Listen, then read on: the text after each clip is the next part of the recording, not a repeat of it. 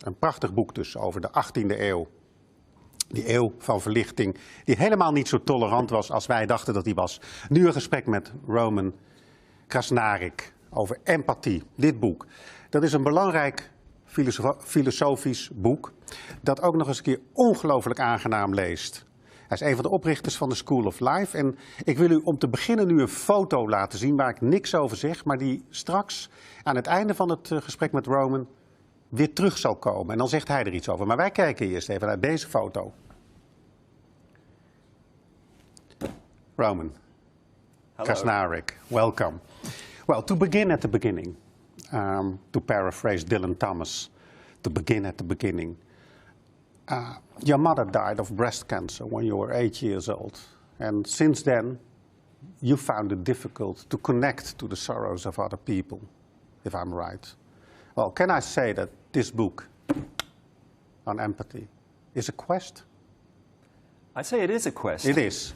I didn't think it was a quest. About 10 years ago, I started studying empathy. I used to be an academic studying politics and sociology, and I got interested in this topic of stepping into other people's shoes, looking at the world through their eyes, empathy. And so I started looking at neuroscience and literature and sociology and history and so on. But a few years ago, I actually had an epiphany where I was thinking about my mother's death when I was a child, as you mentioned. A few years ago? Yeah, it was just a few years ago. And you can remember that moment? I remember that moment. I was sitting in my study in England, in Oxford, and I was thinking about the effect of her death on my life. And what I remembered was that, like a lot of children who experience traumatic experiences, I lost all my memories from before that age. But then I realized that I also lost my empathy, that ability to feel other people's feelings, to feel sorrow, to feel joy. After she died, I hardly ever laughed or cried. And so what I recognized, the epiphany, was that my interest in empathy has actually been driven by an unconscious desire to recover the empathic self I'd lost as a child. Mm-hmm. So it has been a quest. And what did you do?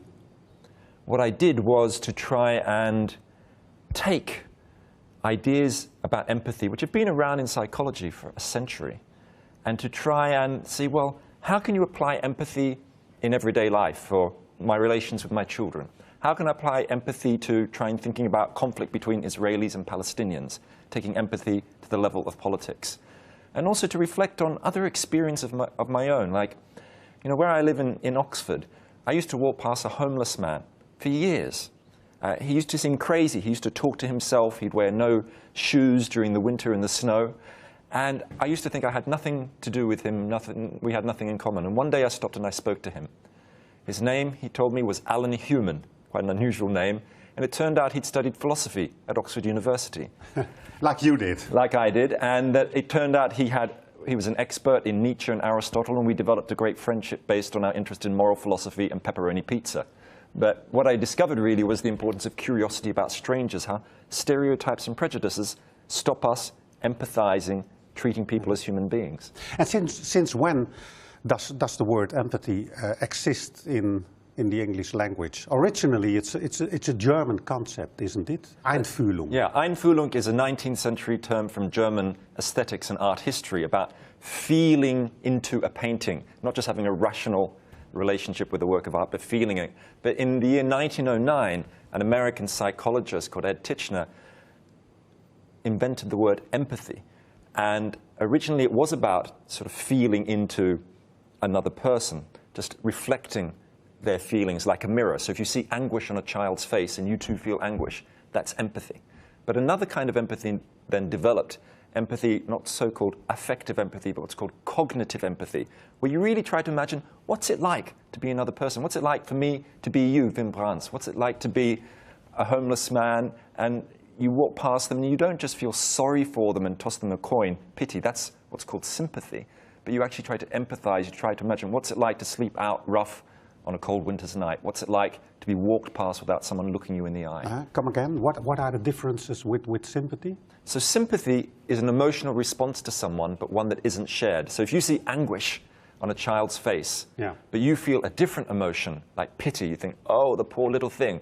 That's not empathy, that's sympathy, right? It's an emotional response, but one that isn't shared. Empathizing, stepping into someone else's shoes, is really trying to see their perspective. And, you know, I learned about this from my own children. You know, I've got twins, right? And empathy, this capacity to step into other people's shoes. And what did you learn from them? What I learned from them was why empathy matters. Because empathy develops naturally by the age of about 2, the ability to step into other people's shoes. So when my twins, a girl and a boy, when they're about 1.5, you get a situation like this where my son would be crying, and his sister would try and comfort him with her favorite toy dog, which was a kind and sympathetic gesture, but not much use to him. Fast forward a year when they were 2.5 and that natural empathy had developed, when my son was crying, his sister would try and comfort him with his favorite toy cat. Right? That's the cognitive leap of empathy. And that matters because it means we can respond appropriately to other people. Uh-huh. And, well, is this training up the next generation? No. Well, I think we do need to train up the next generation. I think empathy should be taught in schools around the world, and it is in some countries. You know, in Canada, for example, there's a program which is now spread around the world. Over 500,000 children have done it. It's called Roots of Empathy. And a lot of people think, how could you teach empathy? But you can teach it, like riding a bike or driving a car. And the way this particular program, Roots of Empathy, works is that a class adopts a baby for the year. A real live baby comes into the class. A real live baby. Yeah. And then there's the baby sits in the middle of the room, and the children sit around the baby. They start talking about the baby. You know, why is the baby crying? Why is the baby laughing? What's she thinking or feeling? You know, they're trying to step into the baby's shoes, and they then use that to then talk about, well, what's it like to be bullied and beaten in the playground? Or what's it like to be someone in a wheelchair? It expands their empathic imaginations. It reduces bullying and increases cooperation. So I don't know why every child doesn't have the right to do that. They should do. Well, you're right that introspection is out and outrospection is in. But we are still living in an age of narcissism. So are you sure that outrospection is in? Well, I think the 20th century is the age of introspection, partly due to Sigmund Freud and Oprah Winfrey. We were told that the best way to understand who we are is to look inside ourselves, gaze at your own navel, self-reflection. And I believe that self-reflection is important, but we've gone too far towards looking inside ourselves. But what do you mean by too far? I mean, I think that a lot of people think that they're going to find the answers to their life by sitting under a tree and contemplating then, you know, their inner souls. And that matters, but I think we also discover who we are and how to live by stepping outside ourselves and discovering the lives of other people and other cultures, like that homeless man, Alan Human, I spoke to. Mm-hmm. I created a new friendship, and it also challenged my prejudices. So I think empathy is the ultimate art form for creating a new age of outrospection. We discover ourselves by stepping outside ourselves. And yes, you're right, narcissism is on the rise. The more Facebook interactions you have, the more narcissistic you're likely to be. But at the same time, more and more people are recognizing that human beings were not born to be alone. You know, I'm sure you know the great Dutch primatologist Frans de Waal, who's written that empathy is part of who we are. We are Homo empathicus. 98% of us have the ability to empathize wide into our brains. It makes sense to nurture this side of who we are. There's another scientist who wrote about that too, Kropotkin, the Russian anarchist. Absolutely. It's long ago. How long ago did he write a book on empathy? He wrote a book called Mutual Aid. That's it, yeah. In the 1890s. It was finally published in one volume in 1901. And Kropotkin was arguing with ideas that came out of Darwinism. That old idea. Survival of the fittest. Survival of the fittest. This piece of ridiculous propaganda we've had for 3 centuries that human beings are essentially self-interested. You call it propaganda? Absolutely. It's a great idea. You might think it's a great idea, but it's absolutely false in the sense that what modern neuroscience has told us is that human beings, of course, we're partly self-interested and we're individualistic creatures, but we are also empathic creatures. It's part of who we are. It's woven into our DNA.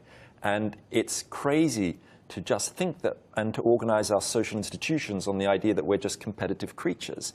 We all know that, as I saw in my children, this naturally comes to us, this ability to see things from other people's points of view, to connect with them, and it matters to us. Aristotle told us we're social animals. Let's not forget that. I want to show that photograph again, a photograph of the old woman. And then you can tell us, who is she and what do we see? There she is. That is a photograph of one of America's most famous product designers, Patricia Moore.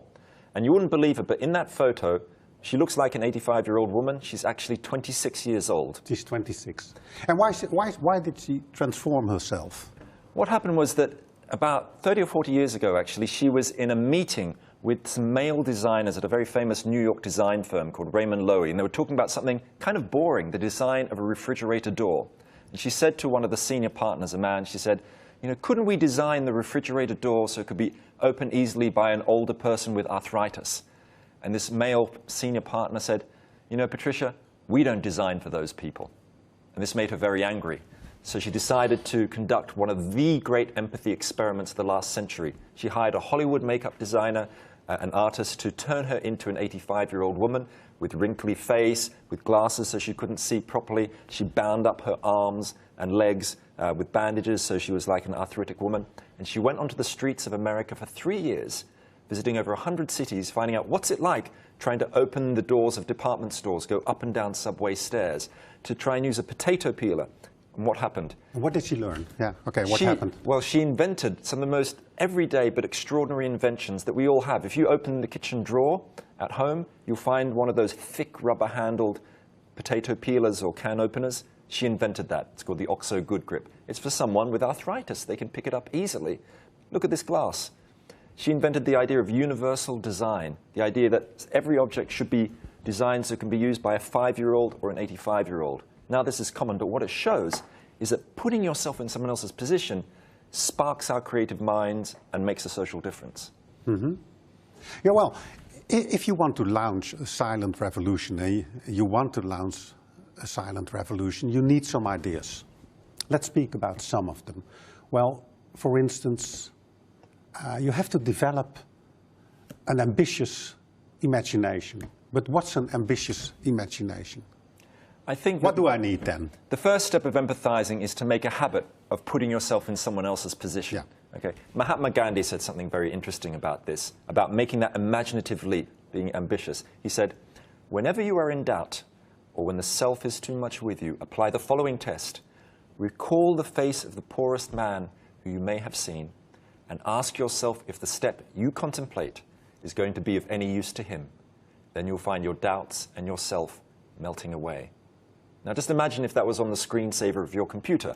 You know, what difference it would make. But is it on yours? It is on mine, in fact. And I've even You're not joking. I'm not joking, and I've got a little model of Gandhi next to my computer as well. But Gandhi said something else. He said, don't just empathize with the poor and the marginalized. He said, empathize with your enemies.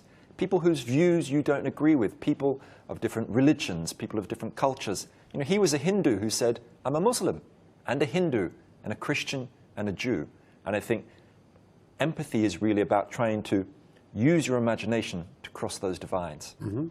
You spoke already about how important it is to spark our curiosity. And, well, what we need then is a human library. We don't have a human library in the Netherlands, but, well, introduce the human library so we can start tomorrow. Or well, about 10 years ago in Denmark, an extraordinary movement started, the Human Library Movement. It started in Denmark. It started in Denmark, and it's now spread to over 20 countries. 20 already? Yeah. And what you do when you go to a human library event, you go along and instead of borrowing a book, you borrow a person for conversation. So there are strangers, volunteers. You can talk to a Muslim teenager or a war veteran or an unhappy investment banker. And you have conversations about life. And it's a way of overcoming prejudices and stereotypes.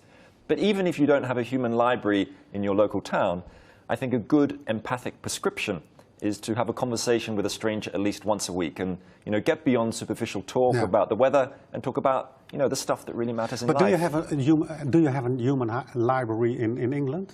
Yeah, they're in many places. Yeah, and in fact, I'm just about to launch an empathy museum, which as an idea that comes out of the book, which will be a traveling international exhibition where you can go along and there will be a human library there amongst other things, and you can try and step into other people's shoes, experience a little bit of someone else's life. Okay.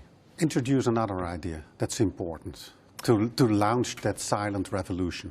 I think if empathy is going to make a difference, it also has to happen in the home. And that's all about practicing empathic listening. You know, like everybody's been in a situation where they're arguing with their husband or their wife or their partner, and they think, oh, I wish they could just understand what I'm thinking or feeling. I wish they could see things from my point of view. Well, what are you asking for? Empathy, right? You want them to step into your shoes, if only for a moment. Empathic listening and practicing it is about when you're in these tense situations trying to think about, well, what is that other person feeling and what are that other person's needs? And if you give them a chance to articulate their feelings or needs, you reduce the tension. So in disputes between employers and employees, labor disputes, if both sides agree to just repeat what the other side said before they start talking, you reach conflict resolution 50% faster. Now, that, I think, is amazing, and it tells us a story about the power of really listening to other people. How long did it take you to become a good listener? I'm still learning. Maybe I can learn from you. But it doesn't come naturally to me, that good listening. I had to learn that it made a difference to my own life. Like when I met that homeless man on the street, Alan Human, what it taught me was that even though I see myself as quite an introverted person, actually it's talking to strangers which can really open our minds. It destroys our prejudices and builds empathy, but it also expands the possibilities for rethinking what your own life is all about. So that's why I think curiosity about strangers is so important. The key, though, is to try and do it on a mass scale, try and create conversations on the largest level possible to really shift politics. Mm-hmm. You told me something about your mother, but didn't you interview your father for many hours? I did. I interviewed my father for 7 years. For 7 years? Not continuously. No. No, I understand, but... You know, my father is a refugee from Poland to Australia, where I was born. And I felt he wasn't a very open and emotional person. I really wanted to learn who he was. So I started interviewing him about his life. And gradually, every year, I spoke to him for a few hours, recording our conversation. And eventually, by the 3rd year, he started really opening up about his childhood in Poland and during the war, being a refugee in Australia. And I realized he was much more emotionally complex than I had ever imagined. He started telling me about the episode when my mother died, and we both cried in front of each other for the first time. And those connections, I think, are things that we can all discover in our own lives through the art of conversation. And I think it can really expand our possibilities of what we think is possible in a relationship. I mean, it's amazing. I knew this man for 30 years, but I didn't really know him until I spoke to him. Thank you, Roman. Empathie. Daarover sprak ik met Roman Krznaric. En ik sprak met